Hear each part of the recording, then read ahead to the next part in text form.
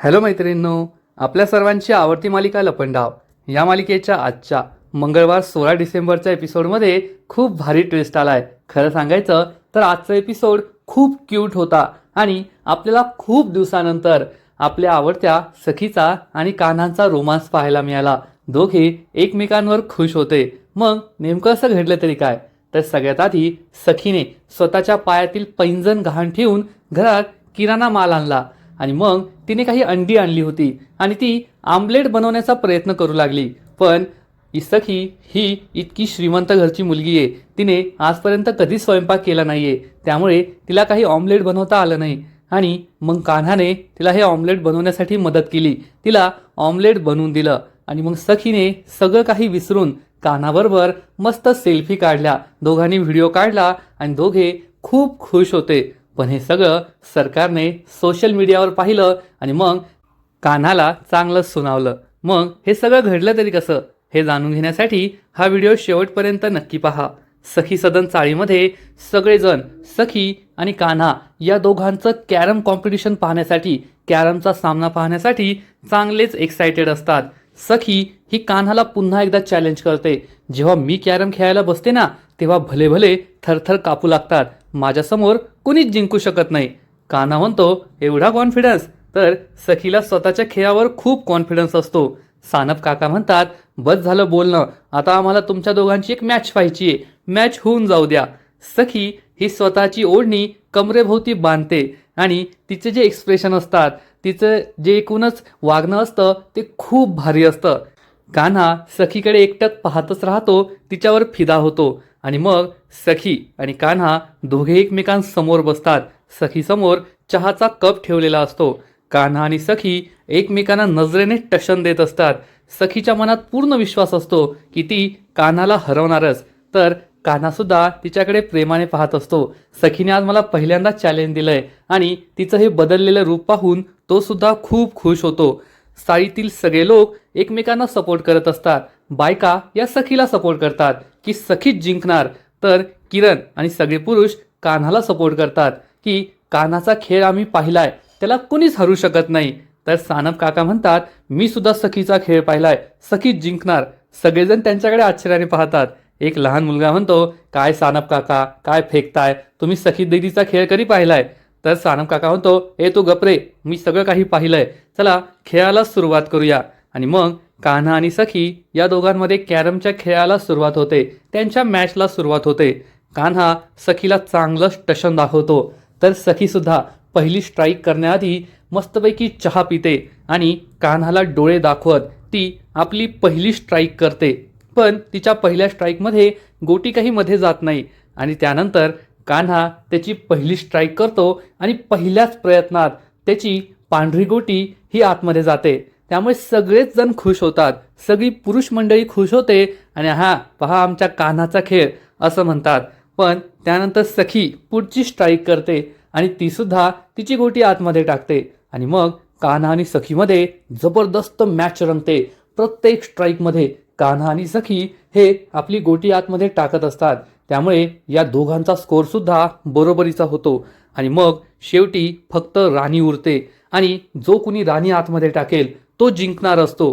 त्यामुळे त्यावेळेस कान्हाला चान्स मिळतो आणि कान्हा ही राणी लाल गोटी आतमध्ये टाकतो। सगळ्यांना असं वाटतं की आता कान्हा जिंकलाय। सखीच्या चेहऱ्यावर सुद्धा टेन्शन येतं, मी कान्हाला चॅलेंज तर दिलंय, पण कान्हाला हरवणं काही सोपं नाहीये, कान्हाकडे आता गोल्डन चान्स आहे आणि तो जिंकू शकतो असाच विचार सखी करते। आणि कान्हा ही लाल गोटी टाकल्यानंतर, राणी टाकल्यानंतर आपली कवर टाकण्यासाठी पुढचा खेळ खेळतो, परंतु यामध्ये तो चुकतो आणि स्वतःच्या पांढऱ्या गोटीऐवजी सखीचीच काळी गोटी टाकून देतो। म्हणजेच सखी जिंकते, या राणीचा फायदा सखीला मिळतो आणि सगळेजण आनंदाने नाचू लागतात। सखी सुद्धा खूप खुश होते आणि ती कान्हाला सुनावते हा डाव असो किंवा सरकारबरोबर तू जमवलेला लपंडाव, मीच जिंकणार। कान्हा काहीच बोलत नाही। सगळी पुरुष मंडळी कान्हावर चिडतात आणि म्हणतात काय यार कान्हा, शेवटी तू हरलास। तर कान्हा म्हणतो जाऊ द्या, सखी ही त्याला चांगलाच ॲटिट्यूड दाखवते, पाहिलंस ना हरवलं मी तुला। किरण कान्हाजवळ येतो आणि म्हणतो मला माहितीये तू जाणून बुजून हरलास ना, तू सखीला जिंकू दिलंस ना, तर कान्हा त्याला सांगतो, हो मी जाणून बुजून हरलोय, कारण हा कॅरमचा खेळ असो किंवा आयुष्याचा लपंडाव, मी नेहमी माझ्या राणीला जिंकवणार, फक्त हा सगळा डाव मी जमवलेला असेल. आणि कान्हा सखीकडे एकटक पाहतच राहतो. सखीने उष्टा केलेला चहा तो पितो आणि सखीसुद्धा त्याच्याकडे आश्चर्याने पाहते. पण कान्हा तिच्याकडे खूप प्रेमाने पाहत असतो. या दोघांमध्ये प्रेमाचा लपंडाव सुरू झालाय असं मात्र नक्की वाटतं. तर एकूणच हा सीन खूप भारी होता. लपंडाव मालिकेमध्ये आपण नेहमीच सरकारची चिडचिड, कान्हा आणि सखी या दोघांमधील भांडणं पाहत आलोय. पण आज कान्हा आणि सखीची ही कॅरमची मॅच पाहताना खूपच मजा आली, एवढं मात्र नक्की. आणि यानंतर सरकारच्या घरी आपली स्टोरी पुढे वळते. सरकार घरी परत येते. परशुराम तिला म्हणतो, सरकार मला तुमच्याशी महत्त्वाचं बोलायचंय. तर सरकार चिडून म्हणते, आत्ता नाही, उद्या सकाळी. परशुराम तिला थांबून म्हणतो, नाही सरकार, खूप महत्त्वाचं आहे, आत्ताच बोलावं लागेल. सरकारला खूप राग येतो आणि ती चिडून म्हणते, माझ्या आयुष्यातील 1 मिनिट तुला द्यावा एवढी सुद्धा तुझी लायकी नाहीये, बोल काय झालंय. परशुराम सांगतो, चांदेकर बिल्डरचं कॉन्ट्रॅक्ट आपल्या हातून गेलंय. हे ऐकून सरकारला मोठा धक्काच बसतो. ती विचारते, हे कसं झालं. तर परशुराम सांगतो, तोच सखीचा प्रॉब्लेम. सखीची सही नाही मिळाली म्हणून त्यांनी कॉन्ट्रॅक्ट रद्द केलंय. पण काळजी करण्याची गरज नाहीये, आपल्याला आणखीन 2 कॉन्ट्रॅक्ट मिळणार आहे. पण तोच प्रॉब्लेम येईल, सखीची सही झाल्याशिवाय कोणतंच कॉन्ट्रॅक्ट लीगल होणार नाही. यानंतर आपल्याला कोणत्याही लीगल गोष्टी करायच्या असतील तर सखीची सही लागेलच. सरकारला खूप राग येतो आणि सरकार तोडफोड करू लागते, स्वतःचा मोबाईल सुद्धा फेकून देते. परशुराम तिला विचारतो, सरकार तुम्हाला काय वाटतं, सखी किती दिवसात परत येईल आणि हा प्रॉब्लेम कधी सुटेल. सरकार परशुरामकडे रागारागाने पाहते आणि म्हणते, ज्या फुशारकीने सखी येथून गेली ना, जास्तीत जास्त 7 ते 8 दिवस ती तेथे राहू शकते. कारण तेथे नीट खायला नाहीये, तिच्याकडे पैसे नाहीयेत, कोणती सोयी सुविधा नाहीये. जास्तीत जास्त आठवडाभर ती तेथे राहील. तिला काहीच मिळू नये याची सोय मी करून ठेवली आहे आणि त्यानंतर सखी नक्कीच घरी परत येईल असा विश्वास सरकारला वाटत असतो. पण परशुरामला मात्र हे वाटत नसतं की सखी ही लवकर परत येणार आहे. तर दुसरीकडे सखी आणि कान्हा हे दोघेही झोपण्याची तयारी करत असतात. तर सखी ही मोबाईलवर पाहत असते की डासांपासून बचाव कसा करायचा. यात तिला उपाय कळतात की कढीपत्त्याचा पाला आणि लिंबाचा पाला जाळायचा, म्हणजे घरातील डास पळून जातात. किंवा घरामध्ये लिंबू आणि खाता सोडा टाकायचा, त्यामुळे सुद्धा डास पळून जातात. सखी विचार करते, ह्या सगळ्या गोष्टी या घरात नसतील आणि विकत आणायला पैसे सुद्धा नाहीये, त्यापेक्षा वेगळंच काहीतरी करावं लागेल. कान्हा तिच्याकडे पाहतच असतो, पण सखीला तो कोणतीच मदत करत नाही. सगळ्यात आधी तर सखीला एक आयडिया सुचते आणि ती चक्क हे संपूर्ण पांघरून डोक्यावर घेते आणि झोपी जाते. पण त्यामुळे तिला खूप सफोकेट होतं, तिला श्वासच घेता येत नाही. ही आयडिया काही कामाची नाही हे सखीला समजतं. कान्हा तिच्याकडे पाहून हसत असतो आणि मग सखीला आणखीन एक आयडिया सुचते आणि सखी ही आपली ओढणी एखाद्या बाळंतीण बाईसारखी डोक्याला आणि कानाला गुंडाळते आणि मानेपर्यंत हे अंथरून घेऊन झोपते, म्हणजे तिला हाताला पायाला हे डास चावणार नाही आणि कानाजवळ डास गुणगुण सुद्धा करणार नाही. आणि मग सखीला शांत झोप लागते. कान्हा हे सगळं पाहतो, त्याला हे खूप आवडतं, खूप क्यूट वाटतं आणि तो सखीला गुड नाईट म्हणून झोपी जातो. सखीसुद्धा शांत झोपी जाते. दुसऱ्या दिवशी सकाळी कान्हा झोपेतून उठतो आणि आवाज देतो, बेबी सरकार उठा. कान्हा उठून पाहतो तर सखी तिच्या बेडवर नसते. कान्हा चांगलाच घाबरतो. सखी कोठे गेलीये हा प्रश्न त्याला पडतो. तो संपूर्ण घरभर शोधतो, पण सखी कोठेच नसते. सखी पळून गेली काय असं त्याला वाटतं, पण सखीची बॅग तेथेच असते. बॅग येथे म्हणजे सखी काही पळून गेली नाहीये हे त्याला समजतं आणि तो किरणला कॉल करतो. किरण विचारतो, काय रे, काय झालं. तर कान्हा त्याला विचारतो, सखीला कोठे पाहिले का, बाहेर, वॉशरूमच्या बाहेर किंवा दाभाडे मावशीकडे. सखी घरात नाहीये. तर किरण त्याचीच चेष्टा करतो, अरे काय मित्रा, आत्ताच तर तुझं लग्न झालंय आणि बायको काय नेहमी नजरेसमोर हवी का, तिला थोडी स्पेस दे. कान्हा चिडून म्हणतो, एक किरण, तुझी फालतूची बडबड बंद कर. तुला सुद्धा माहिती आहे सखी माझी जबाबदारी आहे, ती घरात नाहीये म्हणून मी टेन्शनमध्ये आलोय. हे बायको नवऱ्याचं मला काय सांगतोय, तू फोन कट कर रे. असं म्हणून तो किरणचा फोन कट करतो आणि त्याच वेळेस सखी ही बाहेरून किराणा माल आणि भाजीपाला घेऊन येते. कान्हा तिला विचारतो, बेबी सरकार तुम्ही कोठे गेला होता, येथे मी गॅसवर होतो, तुम्हाला माहितीये का. तुमच्या मोठ्या लोकांमध्ये सांगून जाण्याची किंवा चिठ्ठी लिहून जाण्याची पद्धत नाहीये का, हे काय वागणं आहे तुमचं. पण सखी त्याला काहीच सांगत नाही आणि सगळा किराणा माल सामान बाहेर काढून ठेवत असते. पण त्याच वेळेस एक चिठ्ठी, एक बिल खाली पडतं. कान्हा हे बिल पाहतो, वाचतो, तेव्हा त्याला जबर धक्काच बसतो. कारण सखीने चक्क तिचं चांदीचं पैंजण गहाण ठेवलेलं असतं आणि त्यातून 12,000 रुपये मिळवलेले असतात. कान्हाला जबर धक्काच बसतो. सखीला सुद्धा समजतं की कान्हाला कळलंय आपण चांदीचं पैंजण गहाण ठेवलंय, त्यामुळे ती सुद्धा खूप घाबरते. कान्हा सखीला जाब विचारतो, बेबी सरकार हे काय? तुम्ही तुमचं चांदीचं पैंजण गहाण ठेवलंय, ते कशासाठी? पैसे मिळवण्यासाठी. तुम्हाला जर पैसेच हवे होते तर मला सांगायचं होतं ना, मी तुम्हाला पैसे दिले असते. तुम्ही हे खूप चुकीचं केलंय, मला हे काही आवडलेलं नाहीये. तेव्हा सखी ही कान्हाला समजावून सांगते, कान्हा तू इतका विचार का करतोय, एवढं टेन्शन का घेतोय?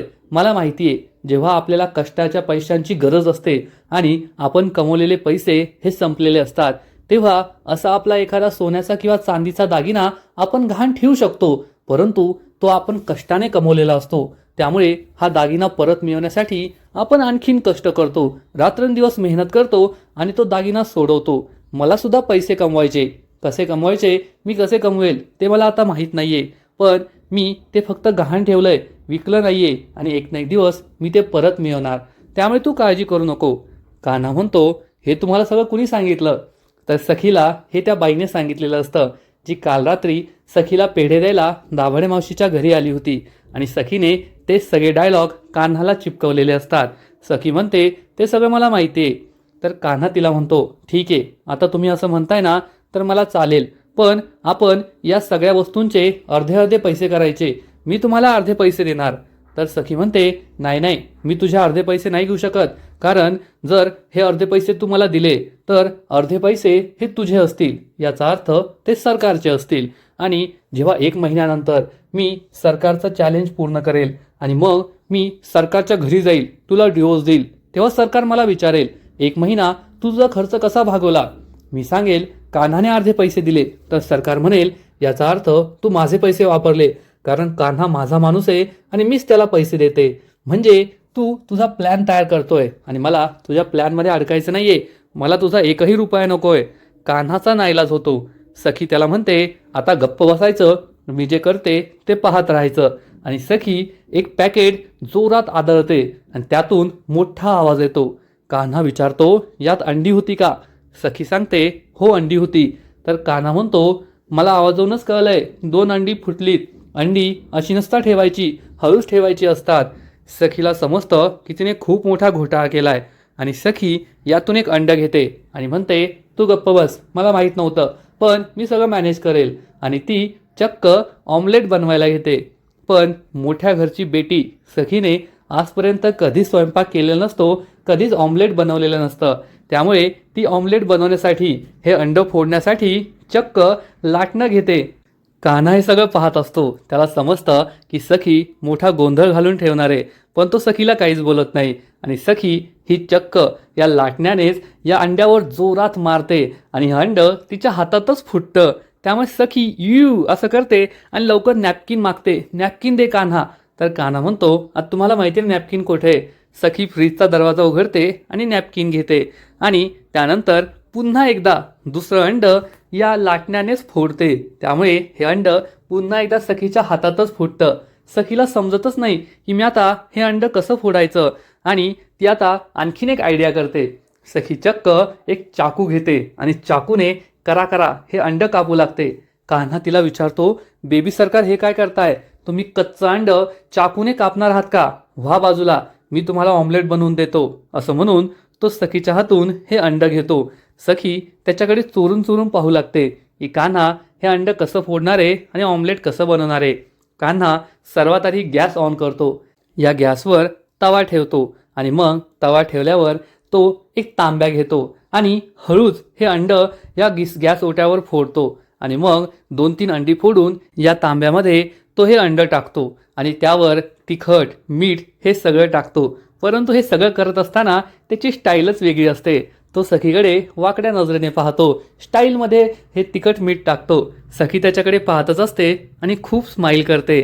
कान्हा हे सगळं मिश्रण चांगलं चमच्याने ढवळतो आणि मग तव्यावर ते ऑमलेट बनवण्यासाठी टाकून देतो. एकदम गोल गोल छान ऑमलेट तो बनवत असतो आणि सखी त्याच्याकडे प्रेमाने पाहते आणि चक्क त्याचा व्हिडिओ शूट करू लागते. कान्हासुद्धा या व्हिडिओकडे पाहून स्माईल करतो, वेगवेगळे एक्सप्रेशन देतो आणि मग सखी आणि कान्हा हे दोघेही आपला सेल्फी व्हिडिओ काढतात, सेल्फीज काढतात. दोघेही खूप खुश असतात. लग्नानंतर पहिल्यांदाच कान्हा आणि सखीला एवढं आनंदी आपण पाहिलंय. खरंच हे दोघे खूप आनंदी असतात. कान्हाने सखीसाठी पहिल्यांदाच खायला काहीतरी बनवलेलं असतं आणि कान्हाच्या हातचा आमलेट खाऊन सखी खूप खुश होणार एवढं मात्र नक्की. पण त्यांच्या चेहऱ्यावरचा आनंद ओसंडून वाहतोय हे सुद्धा आपल्याला पाहायला मिळालं. मैत्रिणींनो, खरंच आजचा एपिसोड खूप भारी होता. सर्वात आधी तर कान्हा आणि सखी या दोघांची कॅरमची मॅच आपल्याला पाहायला मिळाली, जेथे सखी जिंकली. पण कान्हाला तिने हरवलं नाही, तर कान्हा हा जाणून बुजून हरला आणि कान्हाने ठरवलंय की सखी माझी राणी आहे आणि मी तिला नेहमीच जिंकवणार. फक्त डाव हा माझ्या मर्जीने चालेल, माझ्या नियमांनी चालेल. आणि मग सखीने स्वतःचे चांदीचे पैंजण गहाण ठेवून पैसे मिळवले, घरात किराणा सामान आणलं आणि ऑमलेट बनवण्याचा प्रयत्न केला. सखीला ते काही जमलं नाही, त्यामुळे कान्हाने तिला हे ऑमलेट बनवून दिलं. त्यामुळे सखी ही आणखीनच खुश झाली. या दोघांचा हा सीन खरंच खूप क्यूट होता, पाहायला खूपच मजा आली. आजचा एपिसोड तर भारी होता, परंतु या मालिकेचा पुढचा एपिसोड आणखीन भारी असणार आहे. कारण ऑमलेट बनवत असताना सखीने जे काही फोटोज काढले आहेत, जे काही सेल्फी व्हिडिओ शूट केले, ते सगळे ती सोशल मीडियावर टाकणार, आपली स्टोरी ठेवणार आणि सरकार हे सगळं पाहणार. त्यामुळे सरकारला मोठा धक्काच बसेल. मी कान्हाला तेथे सखीला त्रास देण्यासाठी पाठवलंय की सखीला चाळीत राहणं असह्य झालं पाहिजे आणि सखी परत आली पाहिजे. आणि हा कान्हा तिला ऑमलेट बनवून देतोय, तिची काळजी घेतोय. हे पाहून सरकारला खूप राग येईल आणि सरकार कान्हाला फोन करेल आणि त्याला म्हणेल, पाहिली मी स्टोरी, तुला मी तिथे काय करायला पाठवलंय आणि तू काय करतोय? तू तुझं उद्दिष्ट विसरतोय, तुझं काम विसरतोय आणि स्वतःचं उद्दिष्ट विसरलेली माणसं सरकारला आवडत नाही, हे तू लक्षात ठेवायचं. तेव्हा कान्हा हा सरकारला समजावण्याचा प्रयत्न करेल, सरकार मी माझं उद्दिष्ट विसरलेलं नाहीये, मी सखीला त्रास देतोय, त्रास देण्याचा प्रयत्नच करतोय, पण दरक्षणी मी त्यांना त्रास नाही ना देऊ शकत. त्यांचा विश्वास जिंकणं हे सुद्धा तेवढंच महत्त्वाचं आहे. आणि सरकार आणि कान्हा या दोघांचं हे बोलणं सखी ऐकणार आणि सखी ही कान्हाला जाब विचारेल, कान्हा तू मला त्रास देतोय का? मी सगळं ऐकलंय. त्यामुळे कान्हा चांगलाच घाबरणार. म्हणजे एकूणच आत्ता कोठे सखी आणि कान्हा या दोघांमध्ये सगळं ठीक होतंय. कान्हा सखीचं हृदय जिंकतोय, तिचा विश्वास पुन्हा जिंकतोय असं वाटत होतं. पण सखीने सरकार आणि कान्हाचं बोलणं ऐकलंय, त्यामुळे पुन्हा या दोघांमध्ये गैरसमज निर्माण होणार, दोघांमध्ये भांडण निर्माण होणार एवढं मात्र नक्की.